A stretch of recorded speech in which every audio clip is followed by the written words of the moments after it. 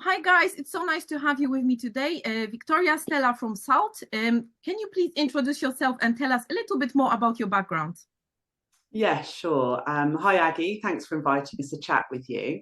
I'm Victoria, and this is Stella. And Stella and I are both brand designers and coaches, and we work with creative professionals, helping them increase their revenue base, getting a more steady flow of new clients. Yeah, we help them get, find their best clients and help them target them more effectively. So the sort of people we mainly work with are creatives. So they're in mainly the advertising sectors and corporate sectors. And they've got skill sets like retouching, photographers, motion CGI designers, and voice artists as well. And that's Yeah, most of them. Yeah. And then they're working with the big brands. So a lot of them have never had to market themselves before. Maybe they've worked, via agencies, or they've had an agent, or it's just been, a very busy period. But things have changed, and relying on word of mouth just doesn't cut it anymore. So they really are looking for a process, something that's going to work for them to, fill in the gaps. A lot of people have, very busy, frantically busy, and they have these long gaps, and that just doesn't work. I get it. Okay, great. It's nice to hear that you have your niche worked out. Is there anything else, Vicky, you wanted to add on top of that in terms of the background and how it all started with Salt? Well, me and Stella, we met in the London agencies. We were kind of like freelancing as design directors. We've worked with and commissioned photographers and retouchers in that capacity. So we kind of know how it works from the inside. So that's where we started to think about who we wanted to work with and how we could best serve them. Wonderful. So, of course, the main question we want to answer is, if website is not enough, what else matters specifically to your audience? Yeah, that's a really good question. And I think we've been guilty in the past of relying on our portfolio websites, not having anything written on the site, just relying on beautiful work. And for ourselves in the past and also for our clients, that just, doesn't cut it. So what else matters is, being seen as an authority in the space. And obviously LinkedIn is a really good place for that. So we help them, have more of a presence on LinkedIn, be able to use it more, effectively, and talk about things on LinkedIn that really matter to the client as well. So bringing them something that's going to be valuable to the client, and not just saying, here's my nice work, would you like it? Yeah. It's also about being consistent as well. I think a lot of us are very guilty in the creative industry of kind of head down, get on with the creative work and forget about everything else. So that's something that we've realized and we teach our clients to be, is consistent, not sporadic, being really focused on who they're targeting as well. A lot of people are very much, I'll work for anybody. And the message gets lost if that happens. It becomes very generic. So we work with people to create a very specific message so they're heard above all the other noise. Got it. It's similar experience I'm having. I think a lot of people are scared to close themselves on wider audience. They say, I don't want to niche down because it will exclude people. Well, actually, it doesn't exclude people. It just means that your message is stronger and reaches the right type of client. Creatives who work with global brands can attract high caliber clients, opposite to just any clients, really. How can they attract high caliber clients? Victoria? Well, I'll just tell you how we work. Basically, we work on a day-to-day basis. We're working with kind of running this high caliber client program, and we work either in a one-to-one basis or with a group of creatives.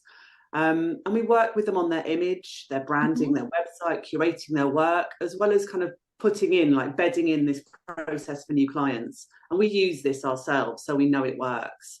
So we run through a lot of processes, and a lot of them are teaching creatives how to operate more like a business. And I think that's another thing that a lot of creatives are very guilty of, kind of working as a creative professional, perhaps in more of a freelance capacity and seeing themselves as freelancers. So we turn that round and talk to people about creating a business rather than a freelance mentality. And Stella? Yeah, one of the hardest things is probably not just learning how to do that, but also actually keeping going with it. Even when you're busy, just doing it all the time. So it was really important to us to put it into a process that we run it over 3 months. So we put it into 3 sections as well. So there are 3 really clear sections. And if any one of those is missed, then the process sort of falls apart. So we've got a differentiate, present and connect. So differentiate's probably, obvious. It answers the question, why should your target audience choose you over everyone else? Something that not many creatives can answer. There are so many of them doing, really similar things essentially. And then present is, how do you present yourself on not just your website, as you said, that's not enough, but how do you do that on, the platforms, on email, on social media as well. So you become that desirable option for your clients. And then connect is, how do you actually get out there on LinkedIn or email and, be just more, get those things done every day, have a daily habit, just do things, implement things that are just going to be more effective, and not only how you, attract the clients, but how you retain them as well. So a lot of people jump to the third one, just connect, they jump onto LinkedIn and start posting, but they don't really know where they're positioned in the first place. Where are they in the marketplace? Who are the best clients? And then how are you going to, attract them? Yeah, it's true what Stella's saying. Knowing who your best client is and who you want to target is such a key part of how we operate our program. So we start with that basically. So basically, you're saying there is a proven method that you use, and I am, really impressed with the results you're getting for people. So I do encourage everybody who is watching to check out your accounts. And I also wanted to ask, because we like to share and give a bit of value to the audience. Are there any resources you've got that you could maybe share, or they could reach out to you for? Is there anything specific you could provide people who are watching with to help them, secure those high caliber clients? Yes, we've got a few things, haven't we, Stella?